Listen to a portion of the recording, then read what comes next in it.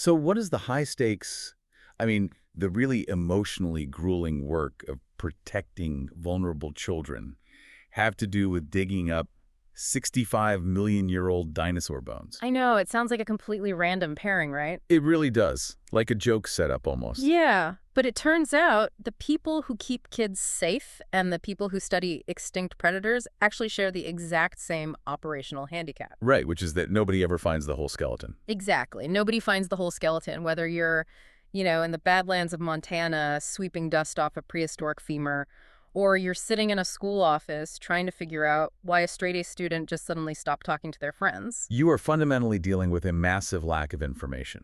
Right.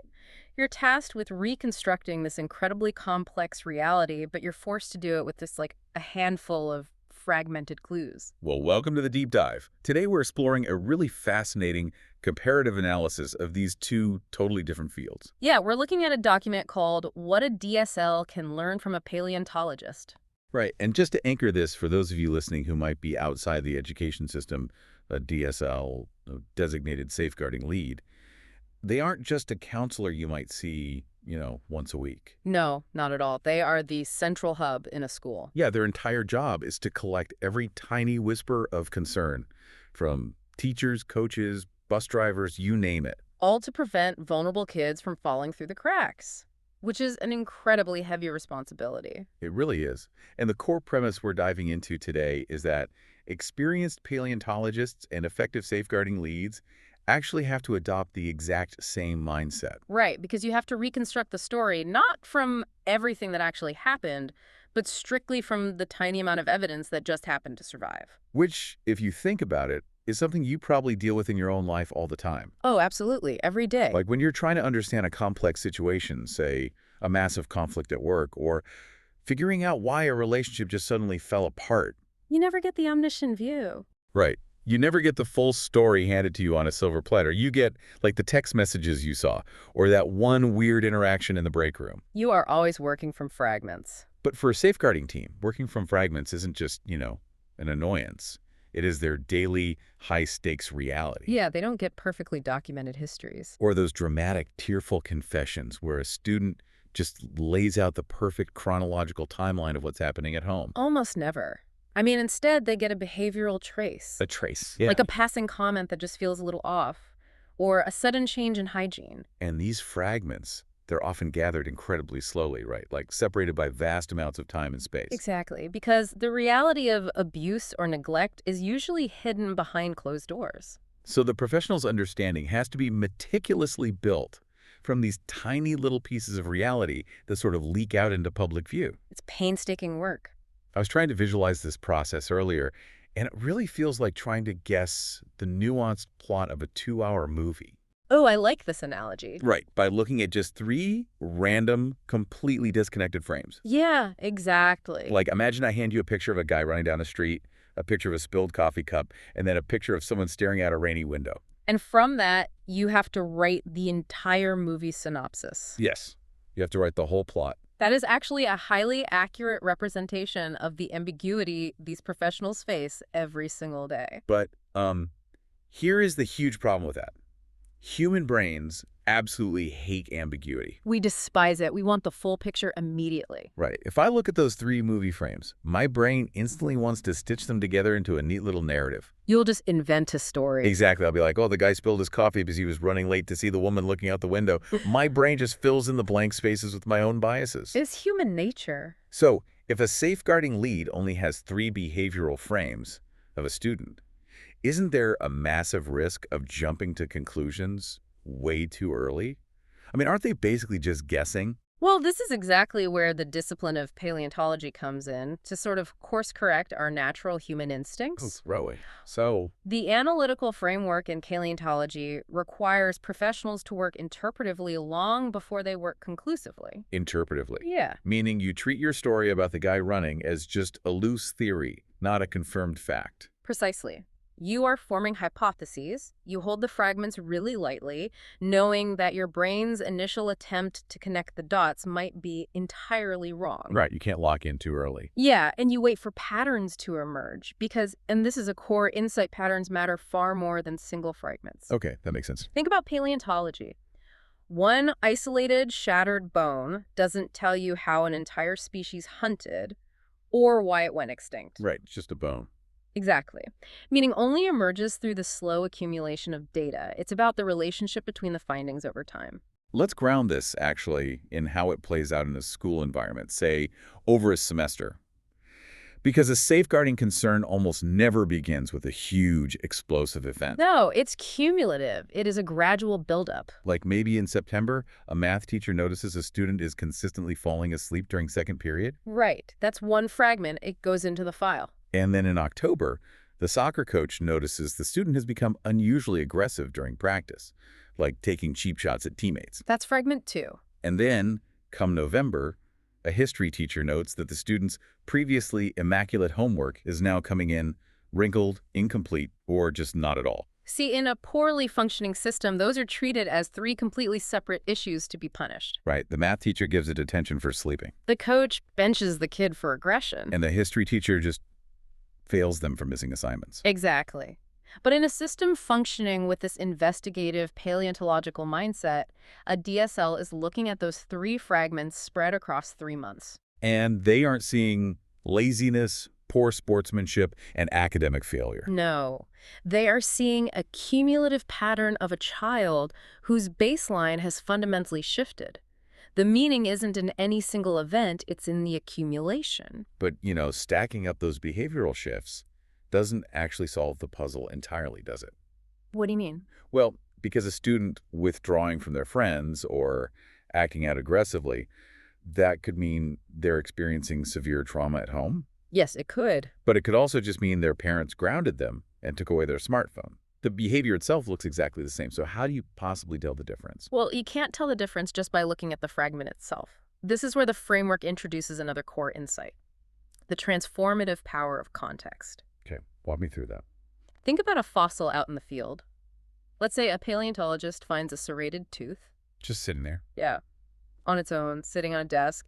It's just a rock shaped like a tooth. It tells you almost nothing. But if you find that tooth buried in a layer of marine limestone, surrounded by fish fossils, Oh, wow. Okay. it means something entirely different than if you find the exact same tooth in a layer of volcanic ash surrounded by charred tree trunks. The environment gives the object its meaning.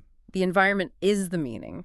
For a safeguarding lead, a behavioral concern only becomes decipherable when it's placed firmly within the student's context. So we're talking family dynamics, peer relationships, historical trauma, their neighborhood environment. Exactly. Behavior devoid of context is a trap. It is incredibly easy to misinterpret. Let's actually trace that out with a specific scenario from the deep dive, because Yeah. the difference context makes is just staggering. Yeah, let's do it. Take repeated lateness to school. The easy, context-free behavioral interpretation is just, poor time management. Right, just laziness. But if you dig into the context, you might discover that a 10-year-old child's repeated lateness is happening because they're acting as the primary caregiver for a parent with a chronic illness. Which is heartbreaking. It is. They are getting siblings fed, dressed, and out the door before they even think about their own backpack. So what looks like laziness on the surface is actually a profound, exhausting level of responsibility. Or consider emotional withdrawal. A student completely pulling away from extracurriculars and just eating lunch alone in the library. Right. If the context is that they recently lost a grandparent, that withdrawal is a natural, necessary part of the grieving process. It requires support, obviously, but not necessarily an intervention. But what if the context is different? Right. If that identical behavior is happening in a different context, that withdrawal might be the result of active exploitation, where an abuser is systematically isolating the child from their support network. It's the exact same fossil. The exact same fossil. But the geological layer of the student's lived environment changes the diagnosis completely from needs time to grieve to in immediate danger. The document also brings up the example of sudden, explosive anger. Yes, that's a huge one. Because schools generally have zero tolerance for sudden anger. It gets treated as defiance or disrespect, and the reaction is almost always punitive. But when you apply context, sudden anger is very often the external manifestation of hidden, overwhelming anxiety. Right. A child who feels entirely out of control of their environment will often use anger as a shield. And if you just punish the shield, you never address the terror underneath it. So if you don't know the layer of earth you're digging in, You will misidentify the dinosaur every single time. That is exactly it. That clarifies how to handle the evidence we actually see. But I want to take a logical next step here, Okay, go ahead. because paleontology has a very frustrating reality built into it. The inherently incomplete fossil record. What about the fossils we don't find? Oh, man. This is perhaps the heaviest realization in this entire comparative framework. Yeah, it really struck me. Paleontologists know for a fact that countless species existed, hunted, raised young, and went totally extinct without leaving a single trace of preserved evidence behind in the rock. None at all. Right. The absence of evidence does not mean the absence of existence. And translating that to human beings means that vulnerable kids can experience profound, ongoing harm without ever dropping a clue. Exactly. They may learn to successfully mask their distress. They might leave absolutely no behavioral fragments for the math teacher or the coach to pick up on. The central insight here is that a lack of disclosure is not the same thing as a lack of vulnerability. That's such a crucial point. We have this societal expectation that if things get bad enough, a child will eventually ask for help. We do, but the psychological reality of trauma is that some realities remain completely hidden precisely because survival requires concealment. Why is that, though? I mean, explain the mechanism there. Why wouldn't a child who is suffering want the adults around them to know? Because children are incredibly logical about their own survival. Okay. If a child is living in an abusive or chaotic home environment, their brain calculates the risks of speaking up. Like, what happens if I tell? Exactly. If they tell a teacher, what happens? The teacher calls child services, police might show up, their parents might become enraged. They might be removed from their home entirely, separated from their siblings. Right. So to a child, the intervention can look far more terrifying and destructive than the abuse they are currently enduring. Wow. Concealing their distress is often a highly effective mechanism to keep a fragile, dangerous situation from just exploding into total chaos. So to expect a child to just hand a safeguarding lead, a perfectly preserved fossil of disclosure, is completely misunderstanding the psychology of survival. It's totally unrealistic. But practically speaking, how on earth does a professional operate with that knowledge? It's really hard. I mean, how is a high school teacher with 35 kids in a classroom, grading papers, managing behavior, supposed to notice a subtle baseline emotional shift in a kid who is actively, intelligently trying to hide it? That sounds like an impossible standard to hold our educators to. It is an impossible standard if you expect every teacher to be an omniscient mind reader. But the framework doesn't demand perfection. It demands a leadership shift. The leadership shift, meaning what? It requires moving away from an over-reliance on overt disclosures. A school system can't just sit back and say, well, nobody formally reported anything, so our hands are tied. Right. The shift is toward prioritizing relational awareness across the whole building. It's about knowing the students well enough collectively that when a baseline shifts, someone feels it, even if there is no paper trail. But, if you are constantly looking for things that are intentionally being hidden, Yeah. and you're trying to interpret tiny, ambiguous fragments of behavior, the initial story you tell yourself about a situation is almost guaranteed to be wrong, at least partially. Yes, and that is why the scientific method is so crucial here. Interpretation requires immense humility. Paleontologists don't view changing their minds as a failure. When they reconstruct a skeleton and then 3 years later someone digs up a new pelvis bone, that completely changes how they think the animal walked. They don't hide the bone to protect their ego. Exactly. They tear down the exhibit and rebuild it. The uncertainty is built into the science.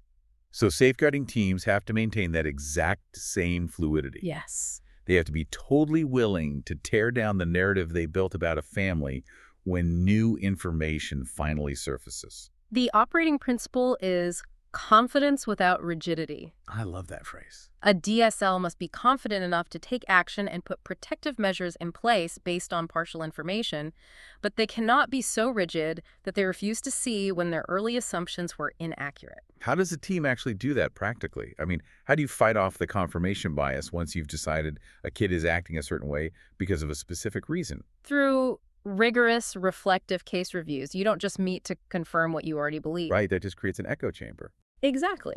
A healthy safeguarding culture will sit in a room and actively try to disprove their own working theories. Oh, wow. If the running assumption is that a student's truancy is due to a lack of parental boundary setting, someone in that meeting needs to ask, what if we are wrong? Right. What if the parents are trying everything, but the child is dealing with an undiagnosed phobia of leaving the house? Exactly. You have to constantly challenge the narrative with alternative contexts because the moment you assume you have the complete final skeleton, you stop looking for the missing pieces. And the missing pieces are usually where the real danger lies. Always. I want to step back here. I actually have to interrupt because the further we get into this analogy, talking about exhibits and bones and fragments, the more uncomfortable I'm getting. I completely understand why. We're talking about traumatized kids. Comparing a frightened, vulnerable child's survival mechanism to a dead piece of rock sitting on a laboratory table feels incredibly cold. It feels, well, detached. It is cold, and frankly, if you take the analogy too literally, you will fail at the job. Right. The comparative framework is highly effective for understanding the mechanics of gathering information, but the authors are very explicit about where the analogy absolutely must be broken. Because paleontologists are doing a detached excavation of historical remains. Yes, but safeguarding is the messy, emotional work of relational care. Exactly. Kids are not specimens to be analyzed under a microscope. They are living, breathing human beings with agency. A scientist is analyzing the physical context of a rock bed, but a safeguarding professional is analyzing the emotional, relational context of a living family. And when you are reconstructing a living human experience, you are looking at vulnerability, you're looking at resilience, and above all, you're looking at the survival strategies we talked about earlier. Because a rock doesn't adapt to its environment. No, but a child does. That really reframes everything. A student's challenging behavior often represents a highly evolved adaptation to an environment that the adults in the school do not yet understand. Yeah. If a kid is hypervigilant and constantly scanning the room, ready to fight at the drop of a hat, they aren't just being difficult. They have learned in some unseen environment that if they aren't ready to fight, they will get hurt. When you realize that, the entire paradigm of leadership and discipline just changes. It has to. When faced with a disruptive fragment of behavior, the immediate questions stop being punitive. You stop asking, what consequence does this behavior deserve? And you start asking, what survival strategy is this child employing right now? Right, and what unseen experience could possibly make this behavior feel necessary to them? It replaces a culture of punishment with a culture of profound curiosity, which leads us to the final critical question for any organization trying to do this work. What's that? Well, if we accept that nobody finds the whole skeleton and that we're all just trying to piece together fragments of complex human reality, how do you actually build a system that supports that work? You have to build what the document calls a contextually intelligent culture. And the linchpin of that culture is collaboration. Information cannot live in silos. Right, going back to our earlier example, if the math teacher, the coach, and the history teacher never talk to each other, the pattern never merges. No, they all just have a single confusing fragment sitting on their desks. Exactly. A contextually intelligent culture ensures that the team physically and systematically builds chronologies together. They have centralized ways to log the small, seemingly insignificant observations. They map the geological layer of a student's life collaboratively. It demands a relationally informed practice where the ultimate goal is not rushing to a simple, clean conclusion so you can just close a file, It's about patiently, sometimes painstakingly, reconstructing a human reality. while maintaining the deep humility that some parts of the story will always remain hidden in the dark. It is a phenomenal way to approach leadership, caregiving, and really just human interaction in general. It really is. And that is where we will wrap up our exploration of this framework. But before we sign off, I want to leave you, the listener, with a final thought to mull over. Oh, this is a good one. Throughout this deep dive, we've been applying this strictly to professionals, DSLs, safeguarding vulnerable students. But take a moment and consider how this paleontologist principle applies to the adults in your own life. Yeah, think about your coworkers, your friends, your family members. When someone you know reacts with sudden, seemingly disproportionate anger over a minor disagreement, or when a close friend unexplainably withdraws from your text threads and just stops showing up to social events, what is your initial instinctual reaction? Are you treating their behavior as an isolated incident? Right, just a random, annoying fossil that you judge them for. Or are you remembering that the fossil record is inherently incomplete? Are you missing the hidden geological layer of a survival strategy they haven't been able to share with you yet?